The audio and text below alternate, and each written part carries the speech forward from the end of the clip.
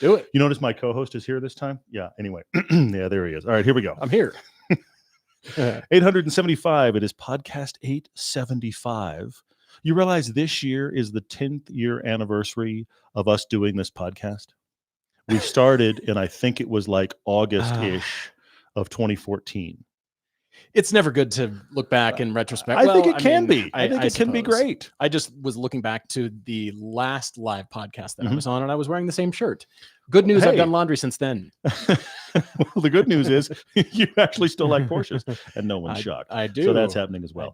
Hi, guys. I like Maseratis. That's very true. If you haven't seen all of our Maserati content, there is actually most of the Maserati stuff is out now, but there is one more coming, and that is the MC20 test drive where we're riding the car together. That's coming this Sunday. But you've probably seen our Be Italian Maserati Fiat 124 piece on the main channel. It's not a comparison. Not a comparison. Not a comparison. And then we also did the Grecali and the GT on test drive as well. Of course, test drives are continuing to be right here on this channel every Sunday. We do some POVs. It just depends on the car and what we have for schedule. Those are continuing weekly. And then our main channel is right now about every 3 weeks. We got a big piece. Something like that.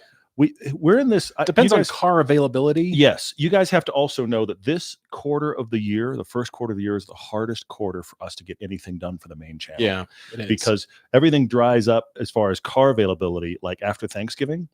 And then we get dumped on for snow, so we can't shoot anything here. So getting something in enough time to really feed this part of the year is hard. I wish I could tell you guys all of the stuff we have going on for the second half of the year that we are so excited about, but we're getting there. Lots of good questions. Before we get into those, hi guys, thank you as always for joining us on a live podcast. We should do a couple of announcements. We should, because you and I now we have that thing called Hooked on Driving. We're trying to get you guys on track, we hope you'll join us. There are 3 big events, 3 big 2-day events coming up for Hooked on Driving. We want to really promote anytime any one of our franchisees or the home office in NorCal is doing a 2-day event. If you're in Southern California, 2 days at Willow Springs, the 2nd and 3rd of March. That is this coming weekend. There probably is still space available. Our franchisee, David, down there in the Southwest region, has got that event going on. 2 full days at Willow. I've heard, I can't confirm, it's been repaved, which it needed to be repaved. The ring's getting repaved. That's all new. Lots of stuff's getting repaved. Right, yeah. There's also Virginia International Raceway, VIR. That is the VIR season opener, March 7th and 8th, 2024. So thanks to our franchisees there. They are actually collaboration, the North and the South. Well, I guess Mike and Mona, who do the Northeast, and Steve, who does the Southeast, are all working together on VIR. It's going to be a very cool couple of days. Yeah, that will be a great event. And then there's Laguna Seca coming up March 9th and 10th. That is a 2-day event with 103 decibel sound limit, and including garage rentals. And Todd and I are coming out for the event. We're excited. It's going to be very interesting. It'll be our first actual attendance at an event as new owners, which is very exciting. We want to see everybody, see how it runs. So if you're in the area, if you're local, we'd love to see you come out. But we are going to do this and continue announcing various events around the country as we get to things. We've got some travel to do on the East Coast and go out and see our friends out there, our franchisees. Absolutely. It's going to be great. We need to get around the country and go to various events. So we'll keep you posted via the podcast, of course, social media as well. But right before we jump into our today's questions, good news, everyone. Oh, no. The McLaren Artura Spider has been announced. We just got the press release. Yep. It is being revealed as McLaren's first ever high-performance hybrid convertible, adding a thrilling new dimension to the Artura and McLaren supercar range. Which basically, what you guys need to understand by Paul sharing this is he's already on the phone with our McLaren contact trying to figure out when we get one. That's really what that means. That's why he's announcing it, because he really is completely distracted at this point. They've bumped the power 20 brake horsepower, so it is now making 690 brake horsepower. But for everyone who owns the coupe, McLaren will provide free of charge that 20 horsepower bump to your coupe. So it will match the new Spider, which is a 1-piece retractable panel. And it actually looks really good. I'm not a convertible guy very much, but it looks really good. A good hardtop convertible is awesome. And basically, it's all just software anyway, right? So we're going to have that happen. Yeah. I think you should jump into questions. Thank you guys for posting up. We've got some on social media, which we need to get to. Yep. And then I say, ask away all your car questions. James Cardy on X actually asked, Elantra N or GR86, which then he gave the rest of the discussion, and it becomes really obvious. He said, this is just about which one is more fun. He doesn't need a car with utility. He can use his fiance's Corolla. If you're just buying for fun, GR86. I mean, I love the Elantra N, but get rear wheel drive, get lighter. Just go with that. That's the easy answer there. Bella B 1029 on Instagram says, maybe a topic Tuesday, but what are cars that we find ourselves suggesting older generations of, like 911s or M3s or Minis? Yes is the answer to all of those. I was going to say, there's a good list. Good start. Man, I really do feel like, especially now that we're observing HOD track days and HOD attendees, those cars are becoming more and more valuable to keep running, but those are going to be turned into track cars or the dual purpose kind of thing. But everybody wants a manual transmission. Although I have been seeing news articles, I can't pinpoint a particular article right now, but I've been seeing news about manual transmissions and how customers are continuing to buy manuals. And that is making OEMs wake up and say, okay, clearly this hashtag save the manuals thing kind of worked and you guys aren't done buying manuals. So we'll keep doing a few things. And I'd like to see all of our manufacturers continue to investigate, because it does add such a dimension. I mean, the Artura Spider is not, which is kind of a bummer. Nor will it be. But if it were, McLaren, I'd bet you your sales would go up. That's very funny. I mean, this is the thing, and I'm going to keep beating on it. We've said it forever. The only way manufacturers keep making us these kind of cars is we have to buy them new. We all, and I'm pointing the finger at myself, we all like to rage online about make more manuals, but we're only buying used cars. If nobody's buying a new manual, then the manufacturers can't see the benefit of those development dollars. I'm glad that it's happening at least a little bit. That's something we have to keep doing. Somebody's asking about this Fellowship of the Nürburgring shirt. I love it. And shout out to the fan who actually made it for me and handed it to me at a meetup in the East Coast. It was awesome. I was totally unexpected. I do love it. I wear it every now and then. It's just a blending of the parts of my life, and it makes me laugh. And unfortunately, it's not one that we sell. If that fan would like to send us the art with the approval to make it, we will make more. But I'm not going to make that assumption until that happens. I was just traveling after some business travel that you and I had. We were doing some winter driving in GR Corollas. I stopped to celebrate my dad's birthday. He's currently watching. I love him very much. So happy birthday, Dad. I got to, on the same trip, drive my brother-in-law's Saab 9.5. Oh, this is his new one. The wagon. Oh, no. Yeah, the Saab collection Turbo. Continues. Yes. Goodness. And he let me drive it. He's put brand new tires on it, which is fantastic. And it's actually really well sorted. It turned 122,000 miles. This is the one he bought in Anchorage from an owner up there, had it shipped down the coast and took delivery not too long ago. He is thrilled. And it's just, he let me kind of get into it. And so we did. And I don't know why everyone doesn't love wagons. It's just a cool wagon. So wagons are cool. I do like it a lot. He found a really, really clean one in red. Nice. It is the right spec. As much as we make fun of your brother-in-law for his Saab love, it is the right car. He did find something very cool. Did you outdrive him in it, though? Did you drive it to the point where he was like, well, I haven't driven it like that yet? I'm not sure. He didn't mention anything. Probably. But probably, Got to Get Outside on Instagram asks, how do you know when it's time to let go of your beloved sports car that doesn't get driven enough? And Daniel, my brother-in-law, we're talking about this very thing on the recent drive, actually today, and talking about, well, what about my nephew's Saab 9.5? Sorry, 9.3. Yeah. No, Daniel says the 9.3. And I was going to say, I thought it was the other way around. Yeah. It is the other way around. I'm not quite used to the Saab nomenclature. Still the working on my 5 is bigger than the 3. The 5 is the older one. Your brother just got the brother-in-law just got the 3. Yeah. 1997 car. Insane. Yes. But now he doesn't want to let go of any of them. And I said, you don't have to, what you and I've talked about, you don't have to dislike that car to get rid of it.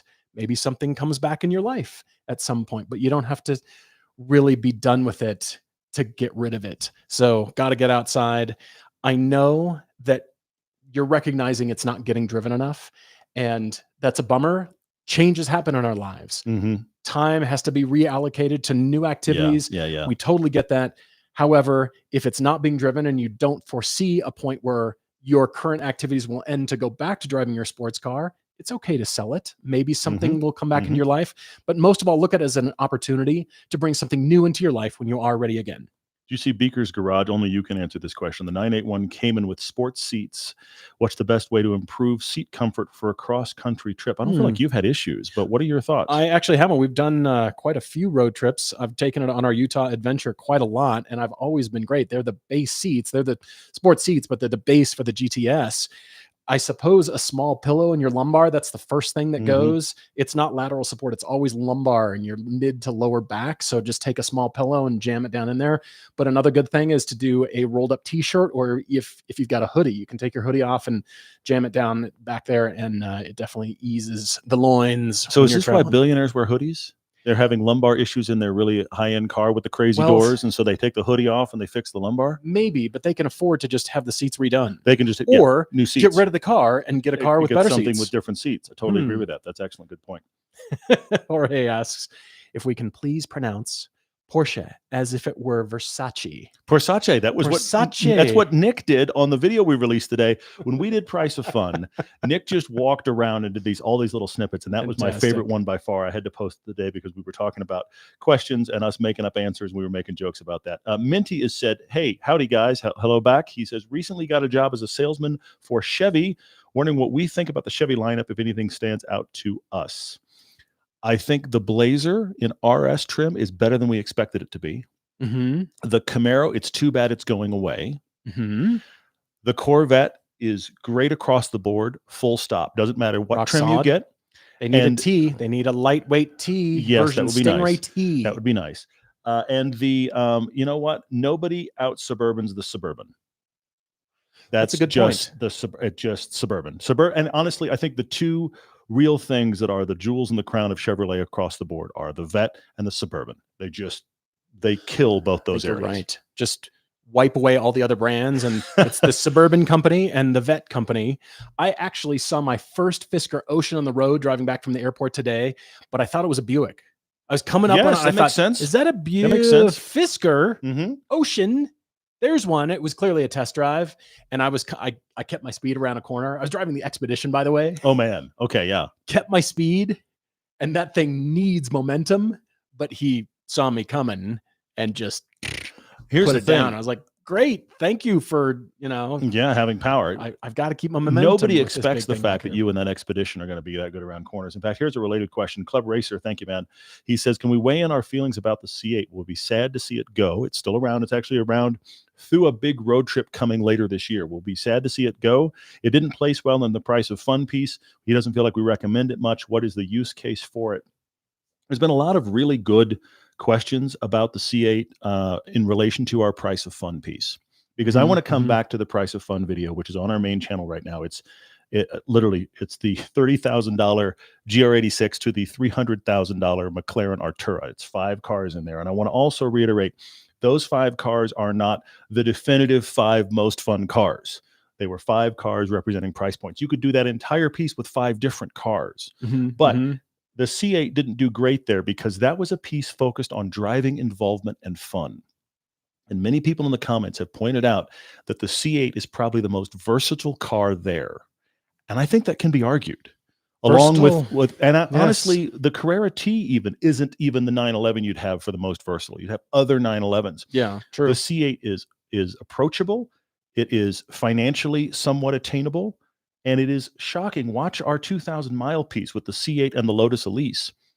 This is a car that anytime either one of us drove the C8, we were just like, this is so great. It's a great place to be. Honestly, if you have a C8, and we've met some people like this in Mount Rushmore, if you have a C8 and you're not taking it on road trips, you have missed one of the best things about that car.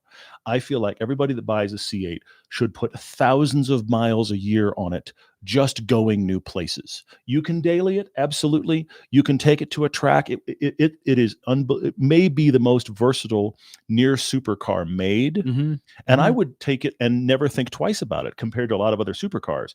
But that is just designed to be the perfect cross-country road trip. If you are in Nebraska, which we've done, doing 100 for the next 2 hours, or you wind up on $1 Million Highway in Colorado in a C8, you're very happy in both equations. That's hard. That's really hard.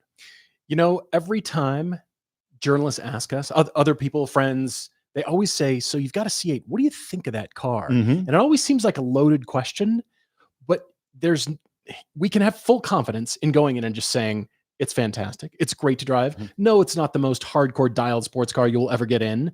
But on the other hand, you can be very comfortable on the road trips that we've done and prove that. It's such a versatile car. You're right.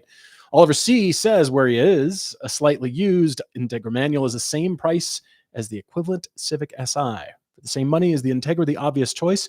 You know what we found and been told, and that is if Civic Si's aren't available because they are the kind of the hot choice, the Integra might be available for the same price or just might be available to buy And that does make it compelling. It is good, although I do like the seats in the Civic Si better. I think I do prefer the Honda styling, but the Integra is really solid.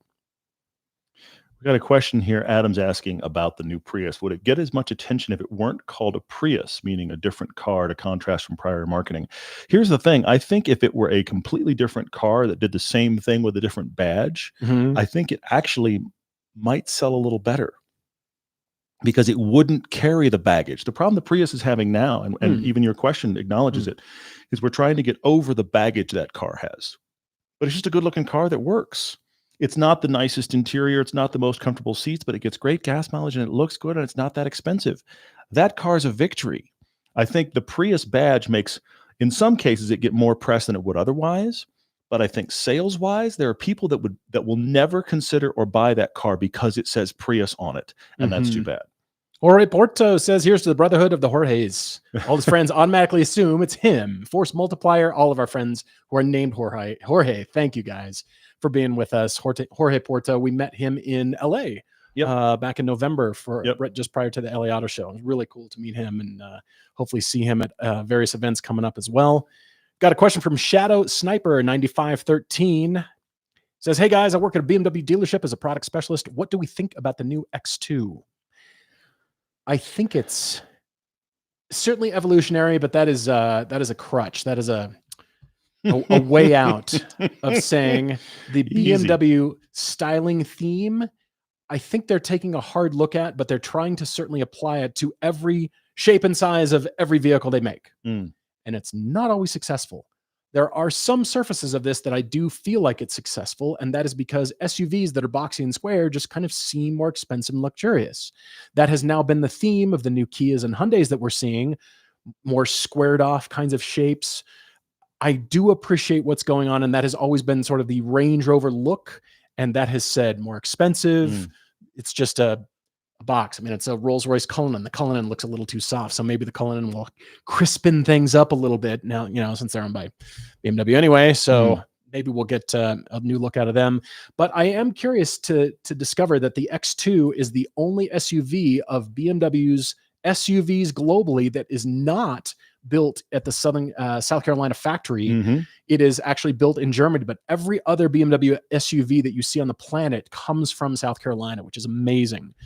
So yeah, it's built in, I believe it's Munich at one of the Munich factories right there. But I mean, it's fine. I think it's certainly evolutionary, and they're really leaning into that styling element. And if they continue to do so, they will really make it theirs. But I don't feel like it instantly screams BMW. It says luxurious, but I don't know that it just says that's a BMW. To me. The teeth. Anyway, I'm curious to drive it for sure. Dan is saying he test drove a Fiesta ST finally over the weekend. Such a fun little car. He has a daily family car, which is a new Ford Ranger. He's debating whether to buy the Fiesta ST for a fun car or keep saving for the Elise or Cayman. My guess is that the Fiesta ST is probably costing you a quarter what an Elise or Cayman is.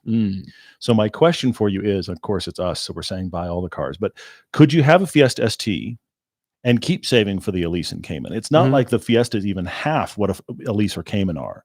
So I'm thinking, I mean, why not get a Fiesta ST now? It's probably 10 grand on the high side. You know what I mean? And Caymans are 30 to 40, depending upon which one you want. And Elises are every bit of 40 right now. That's a very different car. The mid-engine cars are worth saving for, worth stretching for. But I wonder if you bought a Fiesta ST now and kept it for 5 years, what's it going to lose? A couple of grand? I mean, you're probably going to get most of what you buy it for back out of it because those cars have kind of bottomed out. So I think that is a safe place to buy, drive, keep your money in, and then jump later. Minty's got a question that I'm mulling over. Minty, thanks for the question. We have talked about the less than fun time that we had at the dealership when we bought the GR86. The question is there anything that we feel a dealership can do to make the experience better for the consumer? As I was walking through that dealership, I saw a plethora of lounges. There were various lounges scattered throughout the dealership because it's, of course, huge, but different themes, different lounges with different chairs. They had an espresso bar. There were baristas inside the dealership. So what does that tell you? You're a captive audience there, and they know you're going to be stuck there. It's about valuing us, the customer, our time. Not that I don't want you to have a comfortable place to sit or be able to grab a snack or a coffee, but it just seems like a Vegas lounge. I mean, what's next? There's going to be a stage show, and you're going to just never leave. No clocks on the walls. Coming up on the main stage. Yeah. Like, what's all the moving sidewalks go toward the coffee bar. Seriously. Yeah. So it's about valuing the customer's time and making it so efficient to get the customer back out the door, whether they're buying a car, whether they're in the service. I know sometimes waiting is inevitable, but still making things to value time. So it's, we're putting it back in your hands and think they really respected my time. I want to go back for whatever the needs That's are. a great point, because I want to clarify that we worked with Mark Miller Toyota here in Salt Lake, and honestly, they were one of the best dealers to work with I've ever worked with. They were superb. So I don't want to give the impression we had a bad dealer experience. No. I was just noticing that. The problem was, in spite of kind of being fast tracked and treated well, we were still there half the day. And that comes back to your point. You would think in the modern world, aren't there things that we can do digitally, online, or preload or whatever to just speed the process? Because I've been at dealers. When you rent a car, yes, just show me the license. Boop, here's the keys. Thanks for renting. But I'm at dealers with others, and with actually my own family at one point, where the kids have timed out. You don't want to be anywhere when the kids time out. I don't care where it is. So just how fast can we move? I mean, we don't need a ball pit in the dealership. We don't need maybe for the adults. Actually, you're so frazzled. I'm going to get in the ball pit. Just give me a minute. Why can't it be like a bar? Resurface out of the ball pit. We're gonna sit at a dealership. Grady's saying Z4 manual or super manual if you're indifferent to the top-down experience. If you don't need top-down, I say Supra. I think so. I think it's it's the more interesting looking car on its own. But if you need top down, I do think that I thank God that the Z4 has gotten the manual now, because I couldn't believe they hadn't done it already. So I think it's good that it's going to have it. Sonny asks about the Subaru rumor they're going to reveal a new Outback generation at the New York Auto Show next month. Do we think they might not be a new generation legacy, since it's not in Japan and doesn't sell well here?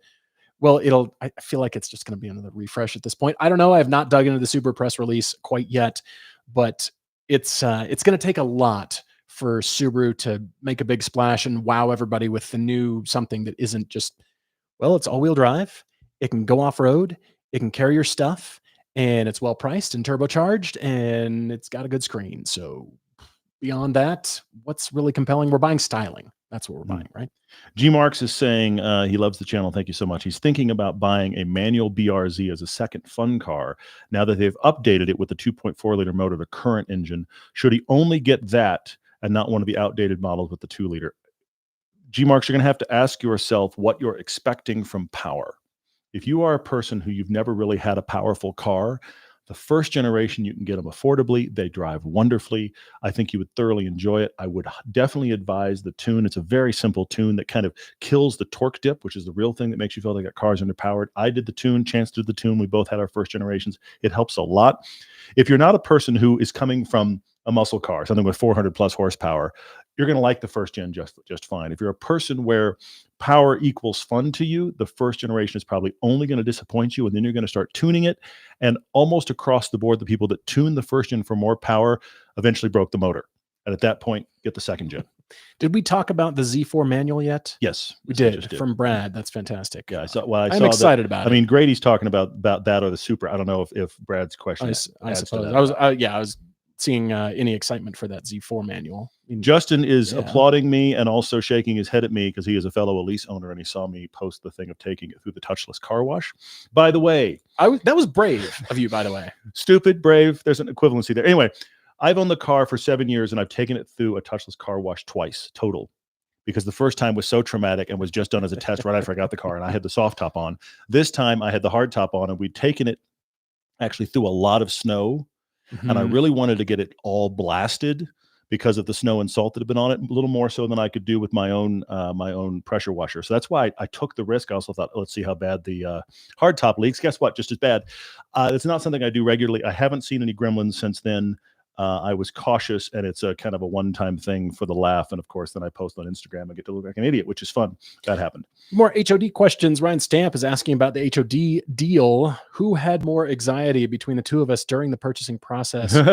Or did we take turns? We took turns. I feel like when you were on edge, then I had to come to the rescue. And when I was just fed up with things, it was quite a learning experience. That was 10 months of negotiations and investigations. And it's something that neither you or I have done in our past. You mean we just don't go around buying companies? What no, it was actually the due diligence period was really revealing, and it changed perceptions about what we were getting and what we were buying. And of course, we always had ideas up front, but then as you find out things and what's possible, and then, to grow the brand and certainly grow the availability of track days, it just informed us a lot. So there was constant pivoting, and there was certainly a lot of stress, but I'm so thrilled that we're doing this. And thank you guys for your support of HOD. We definitely want to grow. We definitely want to get more people on track.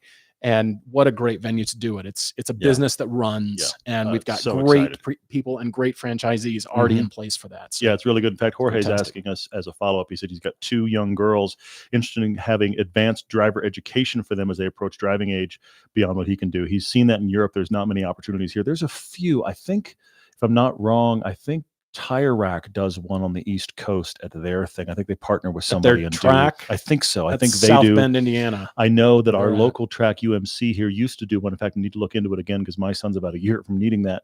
But he's asking, if this a hooked on driving opportunity? And my short answer is yes.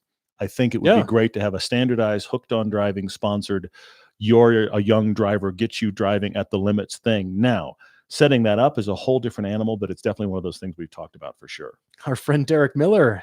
Derek, hello.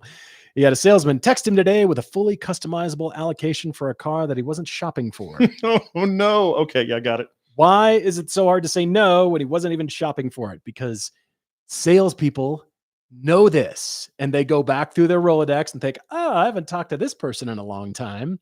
Let me just give them a call. And if you're a great customer, you'll be kind of towards the top and say, wonder if they're interested. There's 2 things going on here, Derek. First off, the reason it's hard to say no is because you get to hear that thing that, especially if you've ever bought a used car, you get to go like, wait, exactly like I want it.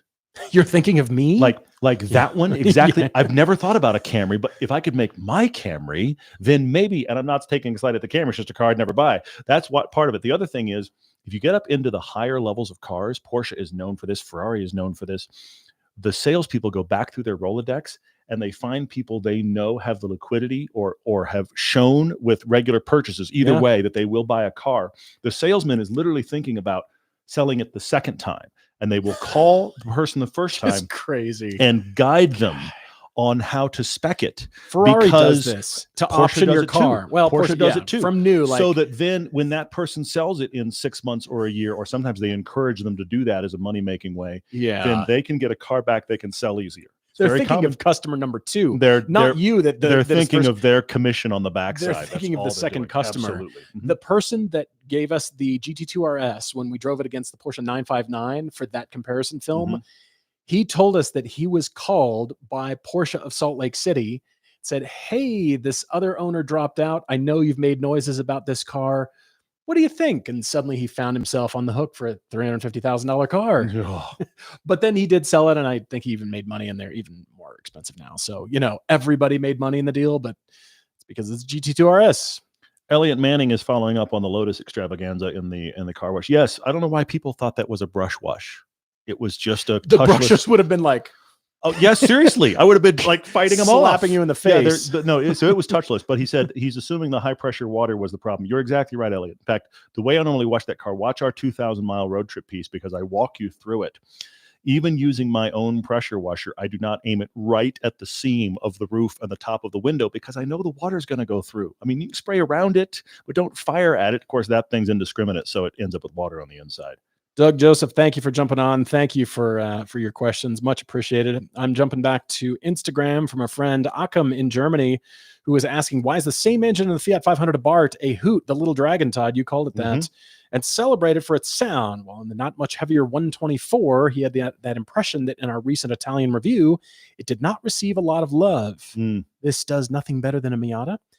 Occam personally prefers mid-range turbo punch in daily driving, but that 124 is used 5,000 euro more than the ND Miata, which is not justified. It's a slightly different engine, Occam, but you're right. Ultimately, it comes down to how does it make power and how does it make me feel when I'm driving the car? I feel like it's the exhaust. I really do. Sound is such a sales thing and will always continue to be. But sound that's available now and the way the car was originally conceived, because you could also argue, well, you can add an exhaust to any car and make it sound differently. Yes, but now you're suddenly doing R&D work to develop your own sound. You're spending money, and what if it's not quite right? Well, they tuned it specifically just like that to give it a certain personality, and that sells or, doesn't sell. It doesn't appeal to some customers.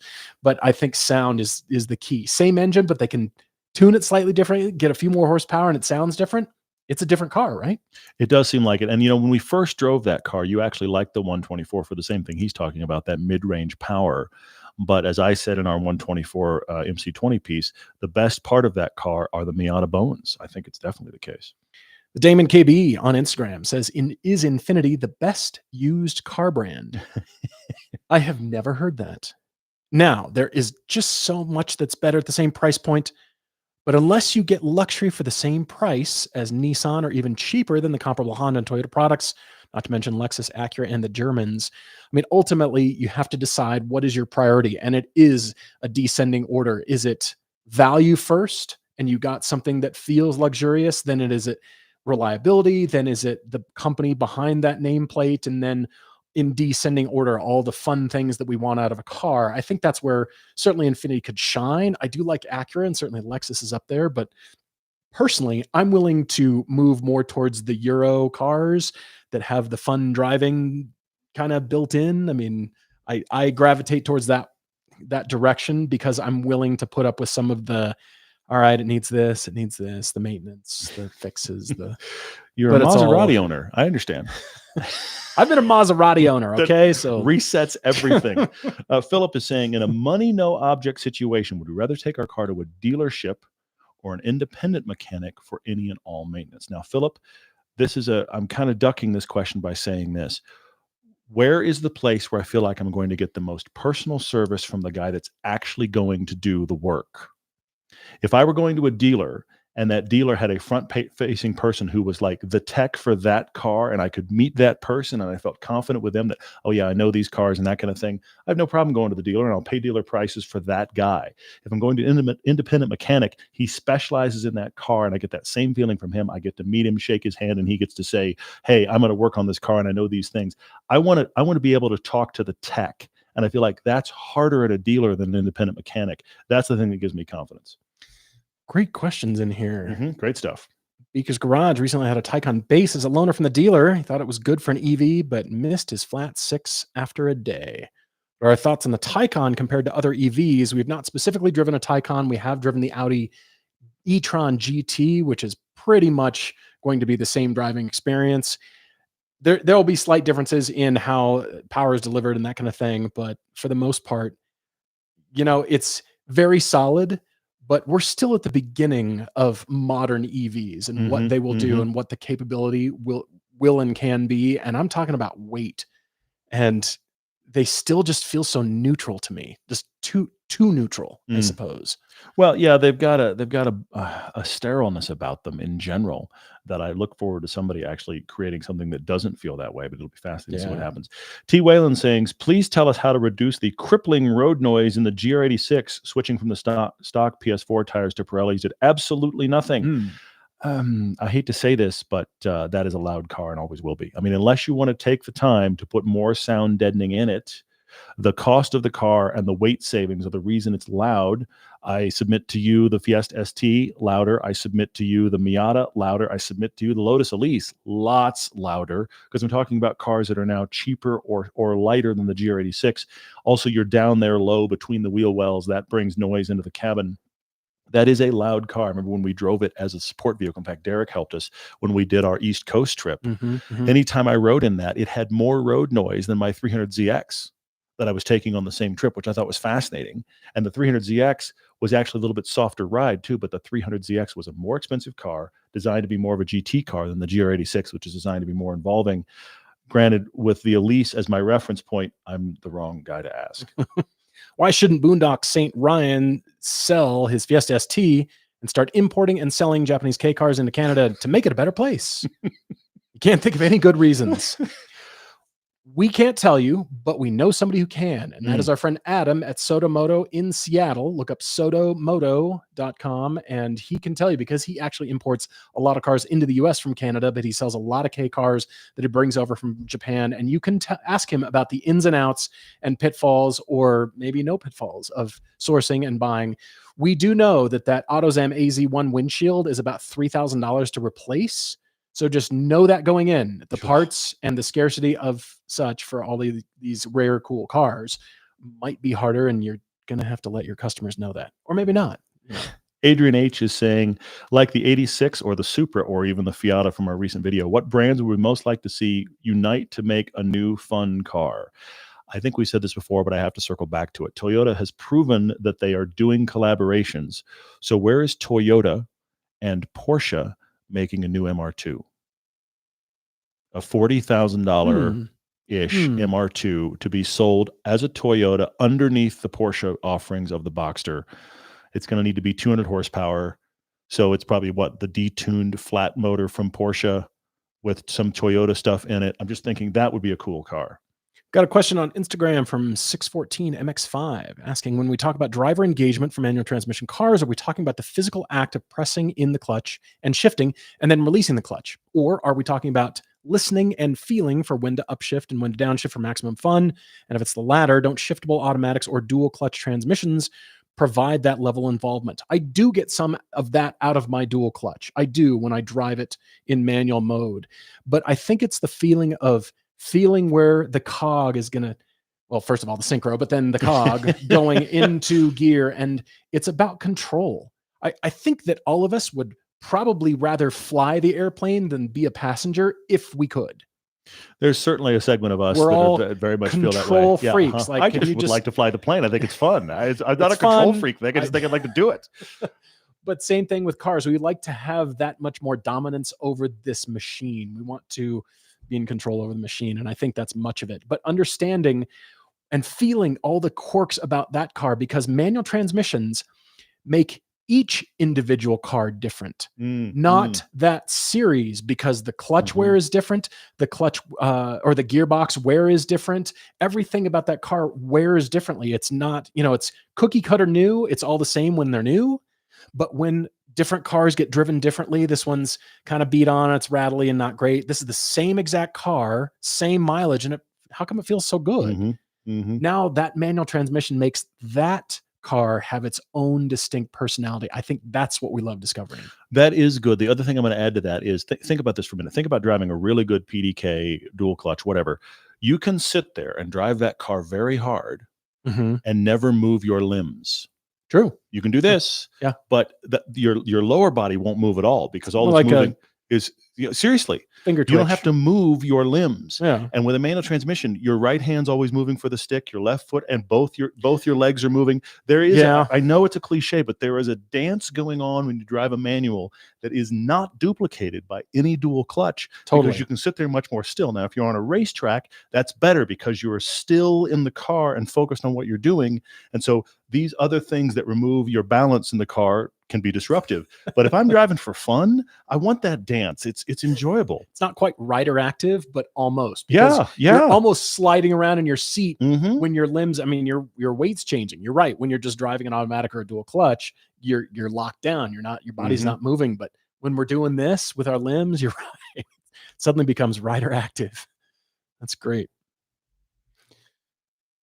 Let's see. Kay and Meg's dad says, searching for next manual fun car. Past experiences include an E46 sedan, cool car, 987.2 base Cayman, and a first-gen BRZ. He says he knows that Miata is always the answer. He's looking at an NC, which is the third gen, along with a second-gen GR86. maybe even a WRX. But his question is, he's not even looking at front-wheel drive candidates. So is he overlooking a whole fun segment of the market by not looking at front-wheel drive candidates? Okay, first, Meg's dad, you need to drive a couple of the front-wheel drive standouts. Go drive a Fiesta ST. You can find them for so cheap. Go drive one. Go drive a Mini Cooper, preferably the John Cooper works, but drive a Mini Cooper S with a manual. Drive a Civic Type R if you can, because I want you to understand how really great they are. Now, let me turn it the other way. I had a Mini Cooper for a year and loved driving it, but I realized while owning it that I just don't like front-wheel drive enough. There was nothing wrong with it. Spot was a great car. He was fantastic in the winter. And you know, I learned to use understeer in the snow to my benefit, which was also riotously funny. I thoroughly enjoyed it. The supercharger whine on that car was amazing. You talk about sound, that was great. But I just realized, you know, I just prefer the way a rear-wheel drive car gets unsettled and the way the weight moves around because of rear-wheel drive. So that's why I prefer it. But you need to drive those front-wheel drive standouts to get a sense of it. I don't think you're in the wrong for wanting rear-wheel drive primarily. I think based on the stuff you've owned, I think you're going to find the WRX to be a little bit muted for the fun you're hoping to have. I like the other stuff on your list. Great questions here. Joel T on Facebook asks us both when it comes to our own car progression, what is next? He knows that we love the Elise for Todd and Cayman GTS for me. What's next? Can we go up the, I mean, here's the debate. Look, there are things up the ladder of cost that would be great to have, but you know, money's a real thing. You know, money's a thing, and I have said before that your lineage of cars throughout your life doesn't have to be the next dollar amount tier higher. It doesn't always have to be this ascending until finally we own Artura Spiders and we're good with 700, 690 brake horsepower, whatever. I'm not saying that. It makes it easier having access to the cars that we drive. I will say that because when we miss a car, suddenly it comes back around where we get to drive an 86 again, or we get to revisit simply by virtue of thinking another comparison to put it in, or a new version of it, or something like that. But when it comes to personal cars, you heard me making noise about selling that Cayman GTS, and I have backed off that because it's I love it so much. There's versions of the Cayman that are empirically better, but it's going to take more money to do it, and that's my personal problem. I can't quite get there yet, but the Corvette has done a lot to help alleviate that itch. But I still really love my Cayman GTS. I still look at it as a long-termer, but I would like to have a GT4 RS. But actually, I've really been jonesing for. That's right. It's on your shirt. The shirt. Keep wearing this shirt, trying to like. You're just telling the universe this is the car you'd like. I got it. That's very good. Exactly, I mean, but look, I'd love to step up having a Mira. That would be amazing. I'd love to have an Amira. I want a GT3 manual. That's what I want. GT3 manual. Okay. Just new GT3. I'll tell you this right now. 992. For me, I think an Amira is the upper level car I'd ever own. I don't know that I'd own a 200. I mean, let's say I could afford a $200,000 or $300,000, $400,000, $1 million car. I'm not sure I'd buy one, because then I lose manual. And you do get in a car, you have to, just because of what it is, you have to think about it more when you drive it. And one of the things I loved about that price of fun piece, besides all of the fun cars, even compared to the Lotus, the thing I liked about the GR86 was it's just like, I'm just going to get in this and drive it. I'm going to drive it as hard as I possibly want. I'm not going to worry about it because it was a $30,000 Toyota product. I would have a GR86 again tomorrow instantly. I'd have a Miata for the same reason. I don't fit. I'd have to, sit there like this the whole time. But I mean, there is something really satisfying about that. And I may keep that Elite if I can. I'll keep that Elise indefinitely because nothing comes back and really replaces that. But you and I are spoiled because we do get into so much stuff. And then the show, this is such a weird thing that we do. The show encourages us to buy cars, the GR86, the C8, the crazy sedans, the crazy sports cars. It encourages us to do that because if we hit the target right, we can actually have that make us money for a time period. And so it makes sense to pay to have those cars. But that's a weird way to live. We'll see where this goes. Barbara Peterson says there's nothing better than the perfect shift based on sound and feel. Agreed. You're right. Agreed. There's a perfect lap out there, Barbara. There's a perfect shift too. Can you see it? Can you envision the perfect shift? And you just It's so great. Smile. It's so great. So Yeah. great. Track Daily Crush from Matt. Piano Black, CVTs Yes, or crush. EVs? Well, that's quite a threesome. Piano Black, CVTs or EVs? Track Daily Crush. You know what? I'm going to daily the EV. I'm not even going to question that. I'll daily the EV. That's fine. CVTs are improving slowly. There's some CVTs that are sort of like, okay, can we tune a CVT for track use, and then I'll track the CVT, so it's theoretically, if it's tuned right, it's constant power, and then we get to crush Piano Black. We need to crush Piano Black, but if we can put a lot of power, needs to be some OEM that figures out how to put a lot of power through a CVT. Then I might consider driving. We'll see. Church Petrol says the first F1 race of the year is this weekend. You're right. Bahrain is coming up March 2nd, 2024. Any predictions for the upcoming season? I think Red Bull's going to be dominant again. Max is going to win? That's not even a prediction. It's just like moving on. Get used to Max doing more winning. But I do predict some surprise from a back marker, a mid-pack to a back marker. Kind of surprising with some level of success. It might not be sustained for the whole season, but maybe for half the year, a third of the year, something like, wow, we never saw this coming. Combination of car and the driver is really coming up. I'm hoping for a mid-pack to back marker doing well. Marco sending in a super chat. Thank you for that, man. He says he drives a Mark 7.5 Golf R. Okay. Is it worth upgrading to the new Mark 8? No, it is not. I'm sorry. It's just I like the Mark 8 Golf R. I do. The thing is, you step into Volkswagen is starting to do things to not make the interior as nice and save themselves some money. And then they went with this now constantly changing touchscreen interface on the Golf R. Like on the GTI, you can get it without some of it. The Golf R, the only way it comes is with that very annoying, irritating interface that actually Volkswagen is kind of backing off on. I think that the 8.5 or the 9 is going to be worth the upgrade based on what they're learning with the 8. Okay. So 7.5 was a real high watermark for the interior interaction on those cars. I like the 8 because of what they've done with the cool diffs and that kind of stuff. That is cool, but you're talking about 10 grand more. And I think what you're going to realize daily is the interface you like less. And since you're going to use that so much, that car's designed to be a daily. I don't think it's worth the jump. Some question I wanted to address in here. Oh, premiumness. Dawson Johannes said, at what price point do we stop feeling the premiumness of the dollars you're spending? Is there one? Yes, it's called a Tesla. As soon as you get in, you think, this doesn't feel premium for the dollars I spent. But that's because of the minimalist interior. But it's not because of the style. It's because of the materials that are used in construction. We've noticed that. They're getting better. They continue to improve. Absolutely. Every car manufacturer is. But I do think that Tesla set the example and modeled for other car manufacturers that we can just do a few straight lines and really do things completely differently. But they forgot about all the build quality in all the switches and stuff that's in there, all the little tactile things. I think that was forgotten. And so not having a lot of things to touch makes it feel stark and cheap. And there's nothing to interact with except the wheel. And even that's going away. So there's other examples. I feel like Genesis is a great example of retaining the premium quality feel. That GV60 EV that we drove felt very premium. It was fantastic. And that was because there's a lot of little surprise and delight things, a lot of things that you could call unnecessary, but that makes it part of the experience. And you feel like, oh, I'm getting my money's worth. The shift knob entertains me. It's the Eye of Sauron, and it looked at me.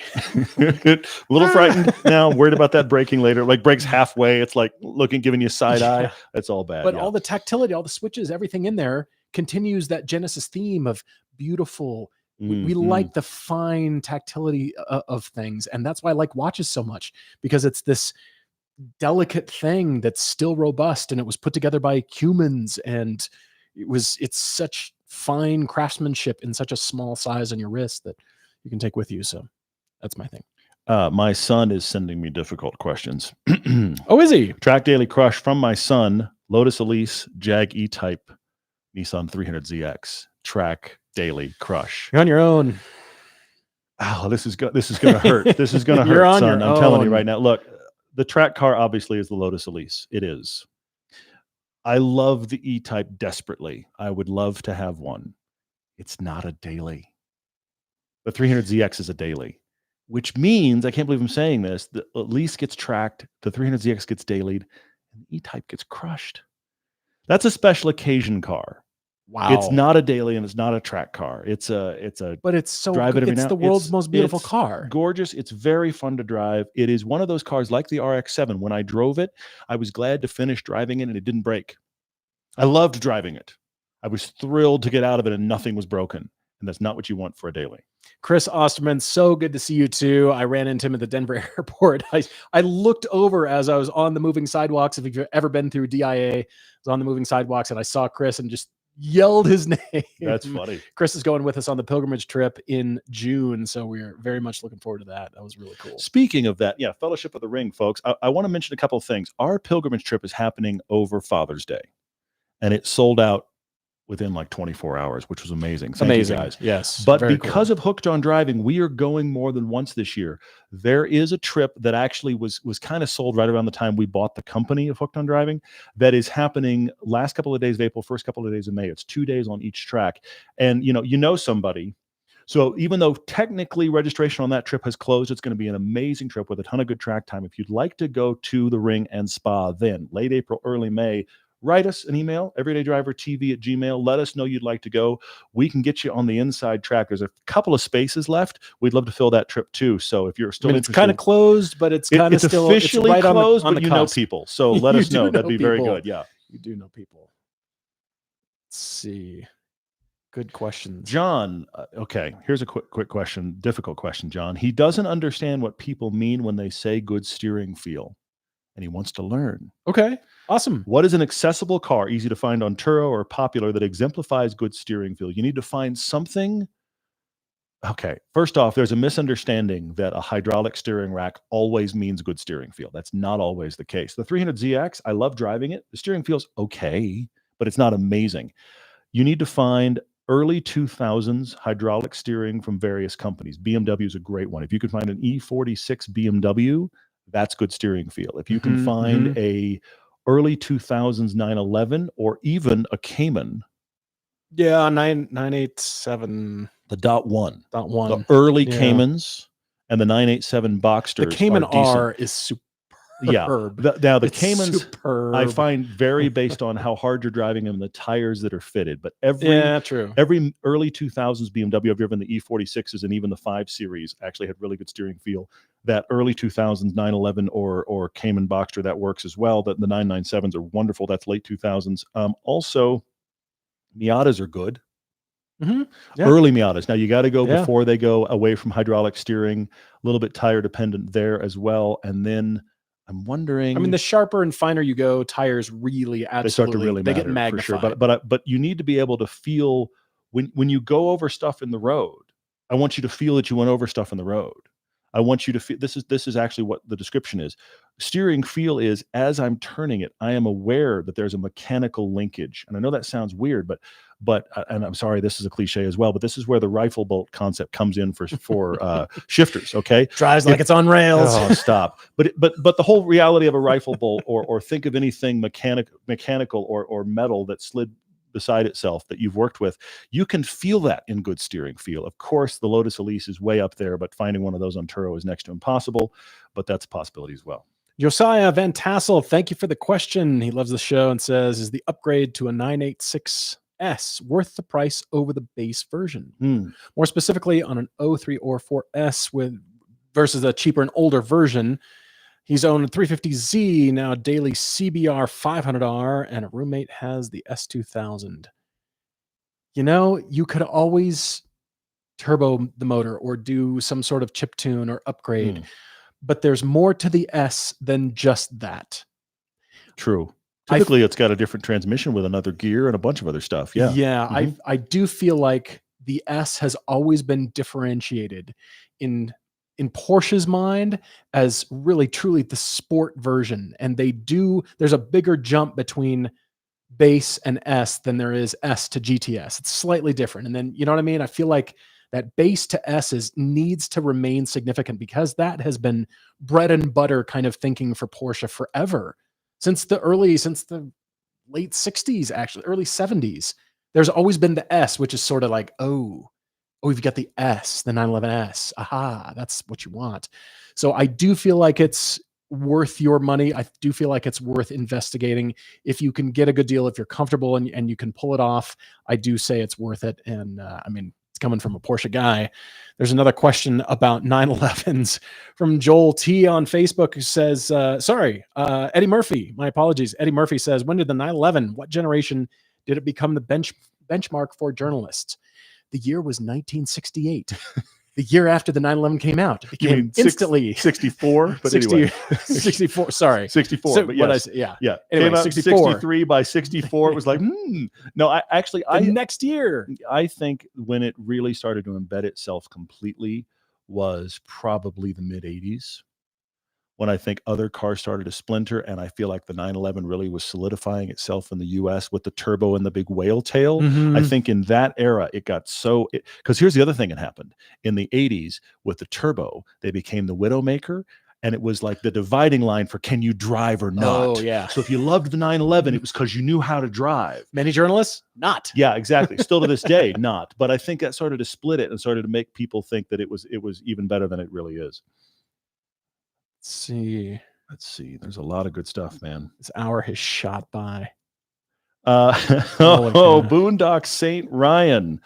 Why are pop-up headlights on sports cars dangerous to pedestrians, but truck hoods at high eye level are not? My friend Ryan, you're now my buddy. We're here, man. We're here. I have a real problem with pedestrian crash standards. I think they are ruining cars. I'm going to say it again. Look, I don't want anybody to get hit by a car, but stay out of the street.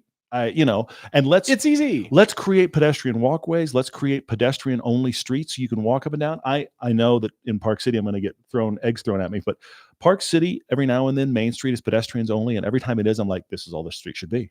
Main Street in Park City should just be pedestrians only all the time. There's no reason to have cars on that road. So let's make more pedestrian only streets. Yeah. Let's make better crosswalks. Let's make better signaling. And let's make cars that can have slanted hood and pop-up headlights, because I'm sorry, you and I were driving some GM truck recently, and I stopped at the hood, and the hood was here. I am a big person. It's enormous. If you are in a pickup line, you will not see kids. The pop-up headlights is the least of our worries. But the problem with pedestrian crash standards is they're just trying. This is the solve. We're trying to make air between where the hood is and where the hard engine is. And that's what's ruining front ends of cars. Yeah. Because this is the thing that's going to save us all. The truck that's mowing us down, that's fine. Because at least it's got air between the hood. If you happen to get up on the hood, you'll be okay. What's that, the new Mazda MX-9 concept that I just saw? Doesn't that have like slight pop-up headlights? I thought it was just, they're bringing back just because it's cool. I mean, we don't need pop-up headlights, but they are really cool. And it's cool for some part of the car to articulate. The Pagani Y-Red, it articulates, and it's cool for something to happen. I think that sells cars. I think we're coming back around to this. Yeah, it's like clothing styles. We're coming back around to things. Let's see. We've got, so many good things. I'm going to run back over here to other questions from earlier. Let's see. Ted Adam Green says a buddy of his just bought a 2019 Nissan 370Z manual with rev match. Ted's saying, can we explain this? He's never had a manual with rev match. He doesn't understand why his buddy considered that a must have. Now, the Nissan Z actually pioneered rev match really, really well. Mm-hmm. They had one of the first that was offered to the general public. That particular one works really good, very well. Yeah. The benefit of this, Ted, is it makes a manual transmission more easy to daily. Because the frustrating thing about a manual, if you're doing that commute kind of drone driving where you're not really thinking, is easily slotting the gear and doing the blip and that kind of stuff can be like, I'm not in the groove of it. Now, I like learning the heel toe and getting good at that. and I screw it up a lot. To this day, I screw up heel toe all the time. And so there is So you something practice satisfying. constantly. I'll tell you this, on track, I actually like a manual with rev match, because then I still get the manual, but it always is going to slot that gear really quickly. There's an extra layer of accessibility there. Now, the other thing about the Z car, most of them, is you can turn it off, which is really nice. And you can pick your moment when having that just easily slot is helpful. Starting to wrap up as we get to the top of the hour. Back to coffee. Jordan Schieffer says, is my new gadget academia the insert car of espresso machines? I'm thinking it's a do-it-all car, but it's got to be fast, because I was looking for great fast espresso. And it does the steam wand and the milk jug, as I told you before. It's got to be something like the Mercedes GLE 63. It's fast. It can do the sports car thing. It's on. You can take it on track. You shouldn't, but you can. And it's really fast and it's versatile. Maybe it's a Cayenne GTS, because it can do everything. It can go off-road. Oh my gosh. It can go high speed on track. We can go over dunes. You could do some high performance kind of driving with a Cayenne, a GTS. Maybe it's the GT, the Cayenne GT, with the back window. You know what I'm talking about? Wow. Steve, yes, we have purchased Hooked on Driving. If you haven't heard our earlier podcast, it is the company that does high performance driving events around the nation. In fact, generally around the coast. We're working on stuff in the middle of the country. That's one of our projects. So we are now the parent company of Hooked on Driving. Now, anywhere you go, if you've never heard of Everyday Driver, Hooked on Driving will continue as you've known it. We just have some things we want to refine. We want to make it grow further. We love that it is a company we already respected, running great track days, and we want to make it grow. So it is the same company. Your questions are making me laugh. This is great. Let's see. There was a question up here, by the way, talking about Anthony says, if you offered me a singerized E-Type that's overall gorgeous, but it has a diesel, a CVT, and piano black, would I take it? I don't think that's a singerized E-Type. No one would pick that. No one would decide that's what we're doing. So there we go. Oh, James Drake is considering an Integra Type S as the only vehicle, but lives in the St. Paul, Minneapolis area. Yes. Would we drive one in the winter, or is he nuts? Yes, drive one in the winter. Absolutely. Redestein Wintrack Pro, and you're done. They're excellent. They're so good. Zach is asking about our July or September trips. Are you asking which one? You may need to put more comments in there about which one to take. The July trip is our Utah adventure. It is some of the best roads in Utah.